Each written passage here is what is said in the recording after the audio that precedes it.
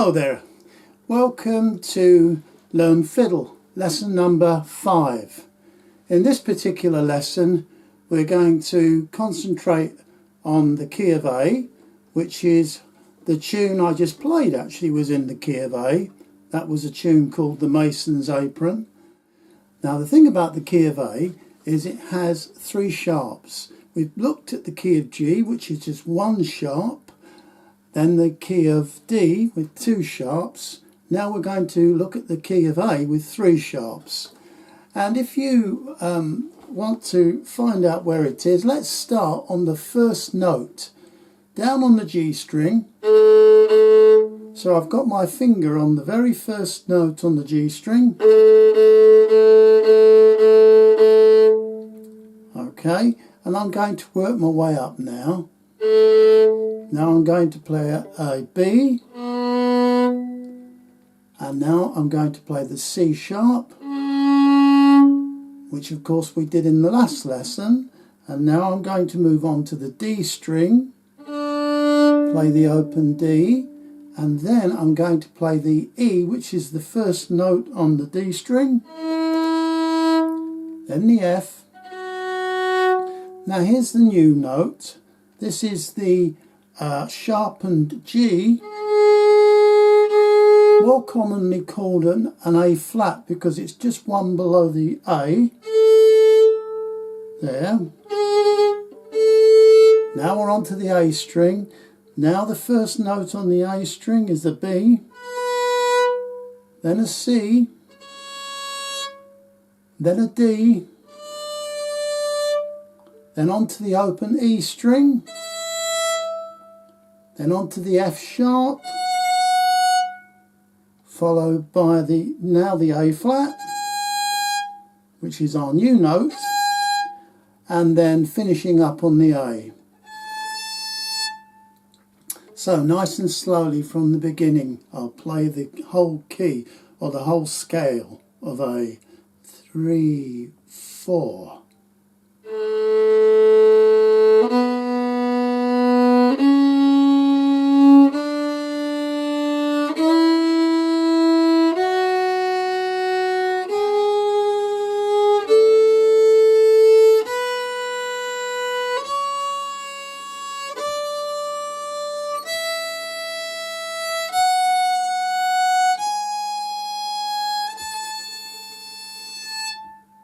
Let's do that again. 3, 4.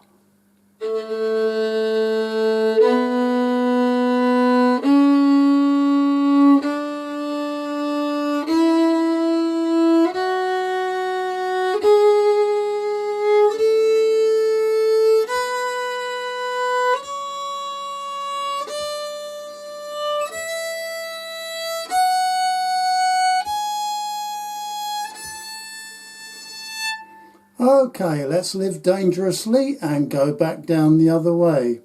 Okay, 3, 4.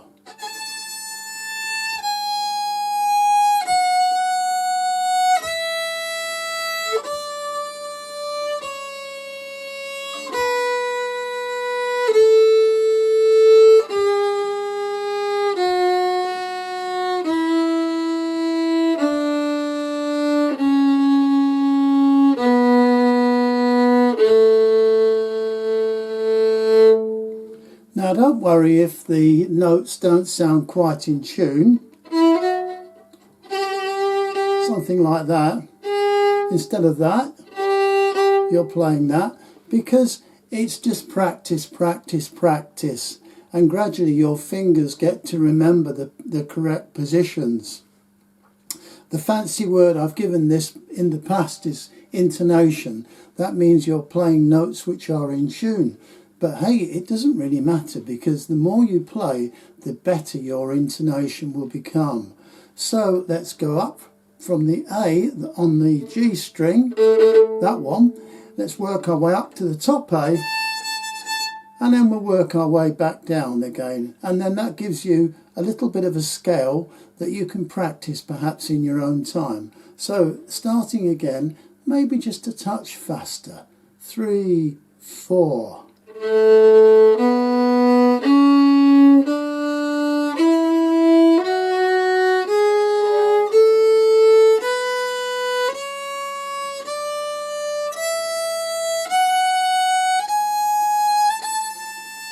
play it again and back downwards way.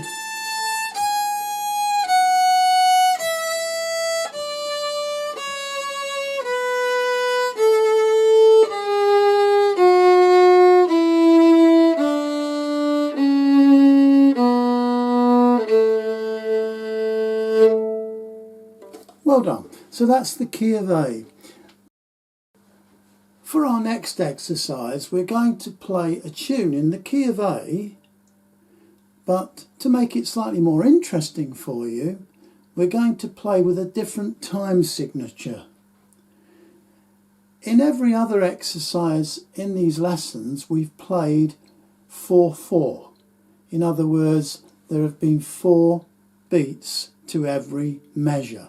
1, 2, 3, 4, 1, 2, 3, 4, and so on. But with 3/4, you actually just count 1, 2, 3, 1, 2, 3. So we're going to be playing in 3/4, which is actually waltz timing. 1, 2, 3, 1, 2, 3. You may have heard of it before. So the other interesting thing about this particular exercise is the very last measure, number 4. You'll see there's a minim connected to a crotchet with a sort of loop, like a little tie thing underneath. Now, we know a minim is 2 regular beats and a crotchet is 1. So actually that tie thing means you play 1 long note 3 beats long. Now you'll notice in the 8th measure below, you'll see there's just 1 minim, but behind it there's a small dot. Now that means exactly the same as what's in measure 4. In other words, when you see a dot behind a note like that, it means you extend the length of the note a further half. So our minim becomes 3 beats rather than 2. So hopefully it'll all become clear when we start to play the tune. So this is the melody. I'll play it quickly first and then you'll be able to hear it, and then we'll play it slowly.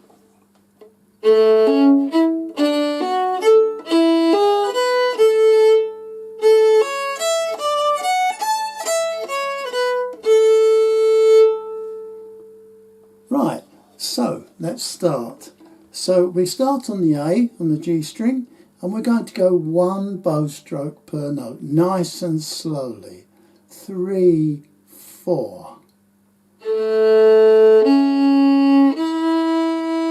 Now onto the D string.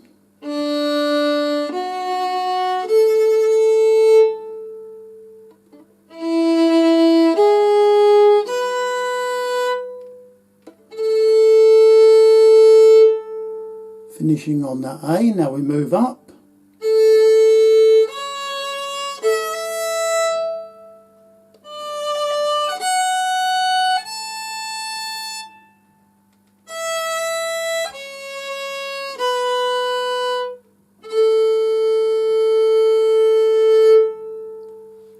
Okay, let's start again. 3, 4.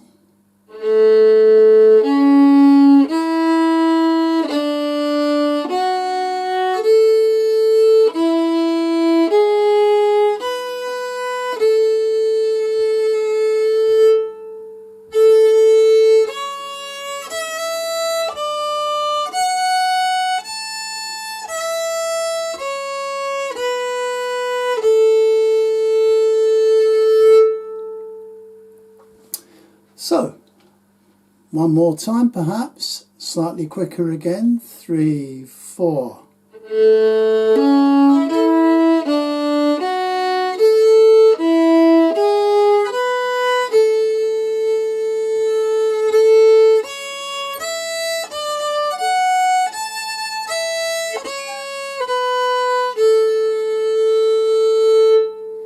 Okay, let's shake it up a bit more.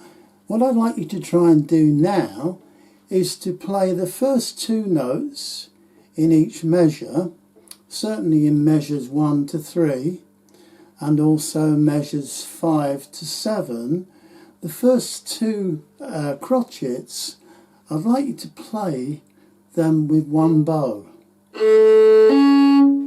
So that would be a down bow, and then we go on an up bow,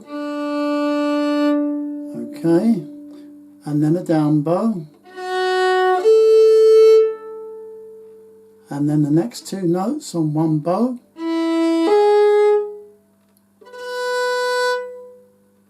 and then a down bow. I'll play it slightly quicker so you can see.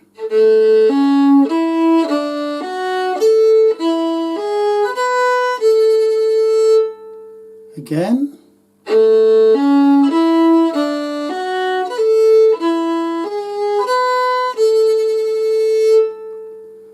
Now take your time on this, because it's important, because what is happening here, instead of playing an individual bow note for every, or bow stroke for every note,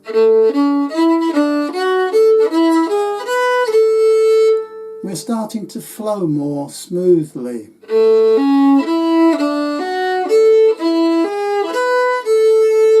And also we're starting to flick. In other words, I play the first two notes,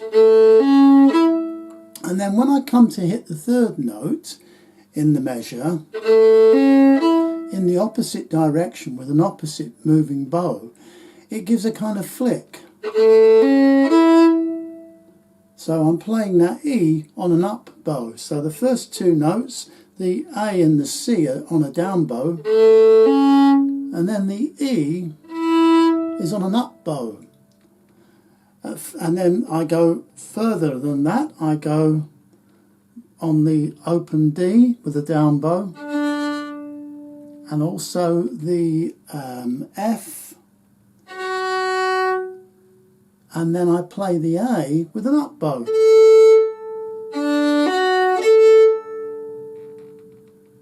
And then I play the E with a down bow, and the G sharp or A flat with a down bow.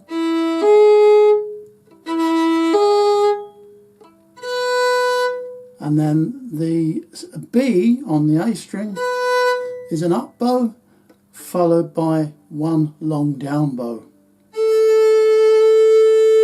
on the A. Sounds complicated, I know, but if you can get used to trying to bow more than one note with a bow stroke, it does make your playing sounds more flowing.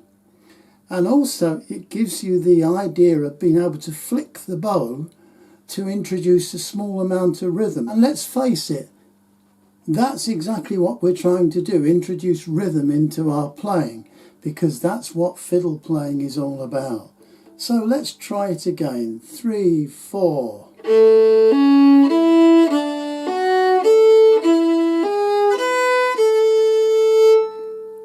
Now we'll try it on the A string.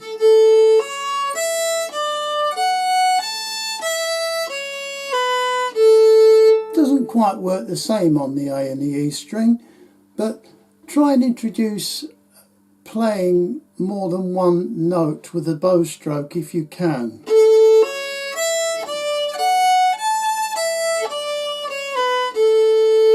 Now you'll notice there I didn't quite stick with the tune, so I'll try it again.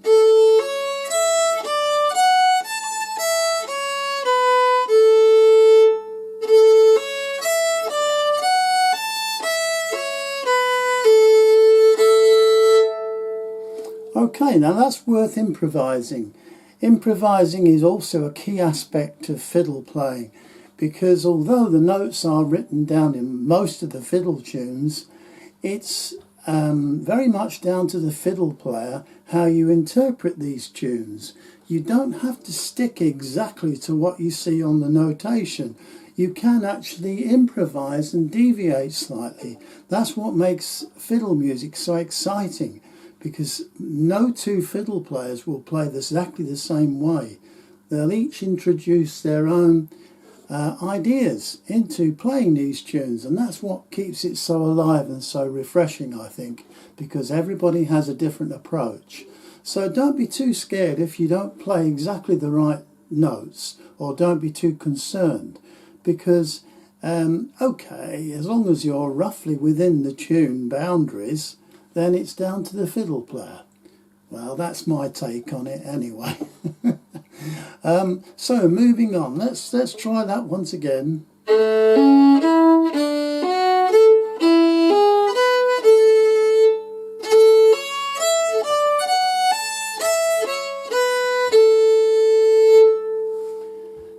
Now we can go back to 4/4 if we wish, in other words 4/4 timing, 1, 2, 3, 4, by introducing an additional note into this tune. I'll play it for you.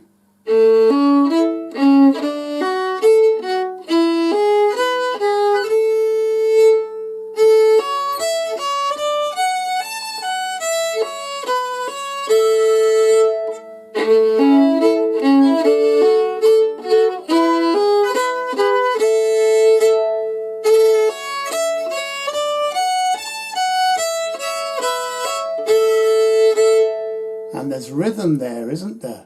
So you see, it does actually start to introduce a little bit of rhythm. The fact that you're playing more than one note with a bow stroke, and then perhaps an individual bow stroke for the next note, and then maybe 2 notes with a further bow stroke.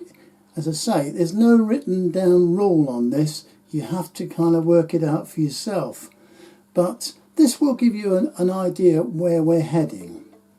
So this next part, what I've done is basically introduced an extra note. I've just repeated the very last note in each measure, and it sounds like this. So I'm going to play it now slowly. Hopefully you'll play along with me.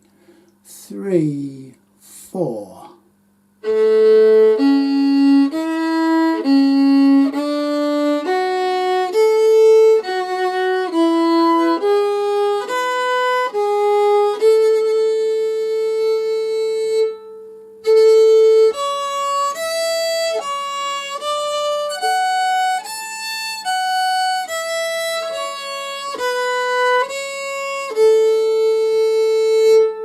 Again.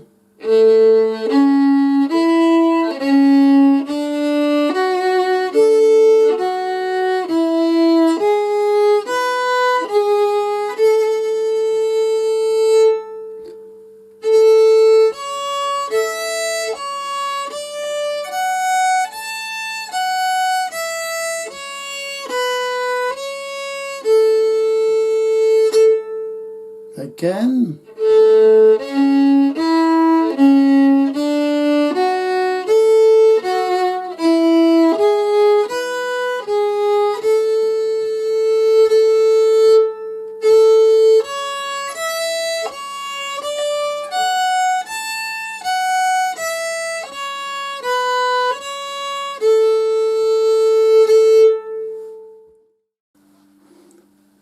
Now I would like to introduce another idea into this tune, and that's a thing called a slide. Now you know, obviously everybody knows what slides are. We've seen children sliding down them in the park, in the kiddies' playground, and of course normally they go from top to bottom. Occasionally you'll get the odd child go up, climb up the slide, and of course with slides that's true on the fiddle.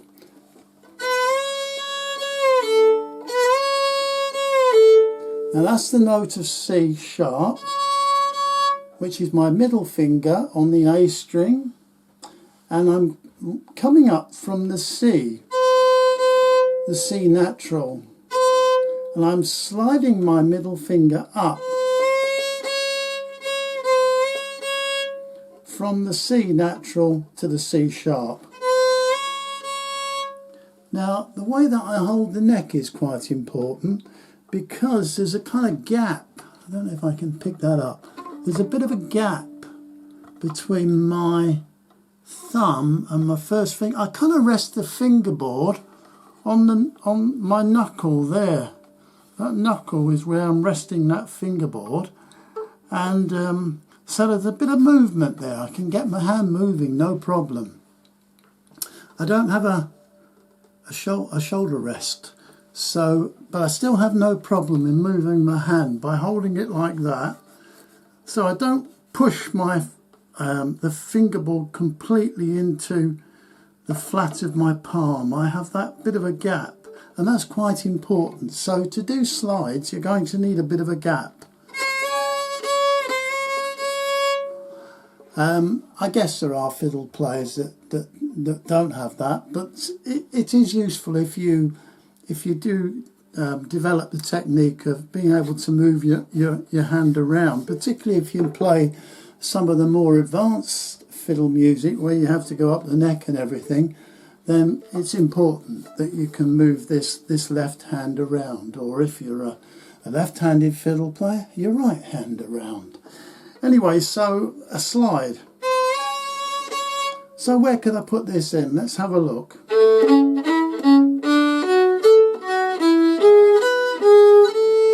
Not there.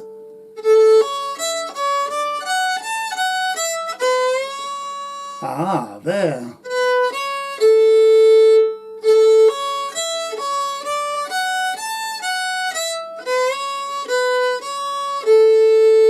Now I've changed the tune as well. Goodness me, whatever next?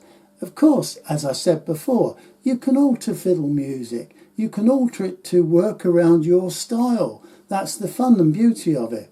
So what I've done there is I've slightly changed the melody so I could introduce that nice slide.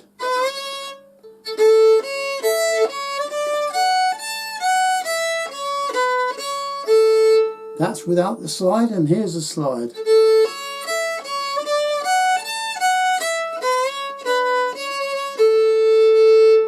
Now, what difference does it make? It adds colour. It adds a little bit of interest for the listener. It makes their ear pick up and think, oh, that sounds rather nice. So that's the whole purpose of ornamentation, and that's exactly what a slide is.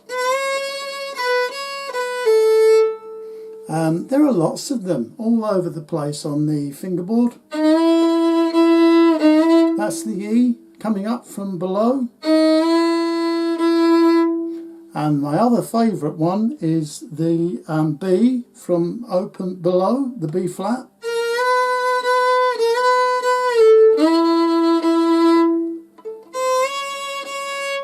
Now, obviously, you can slide down as well. But that's quite a bit more difficult to do, so I wouldn't worry about that for the time being. Just concentrate on trying to introduce one or two slides into your playing.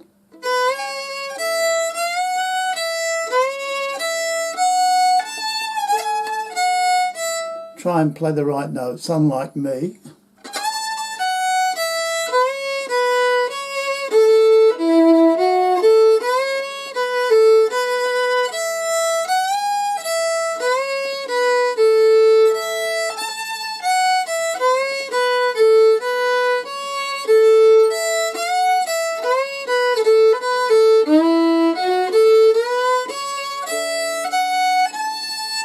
Just make something up. Just play around with these ideas.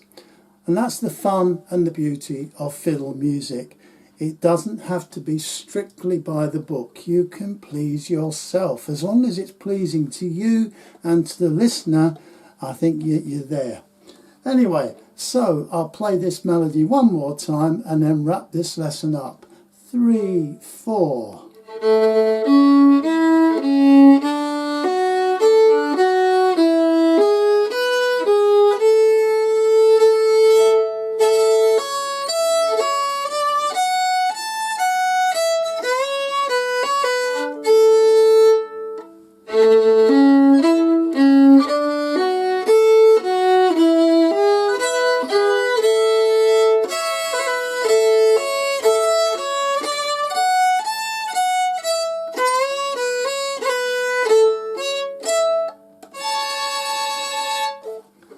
Well, I hope that was fun. I hope that was interesting. We'll cover something else on the next lesson. Perhaps we'll look at further ornamentation. I think we do need to make sure that we're covering what we've learnt so far. and we need to do that within a melody and tunes. So there'll be more of this sort of thing coming along, more tunes to play and join in with. But I think that will do for the time being, and I look forward to seeing you on the next occasion. There will be a worksheet to go with this lesson, so I'll leave a link in the video description so you can find the link and then either print out the lesson notes or download it and save paper as a PDF. Okay, thanks. Bye-bye now.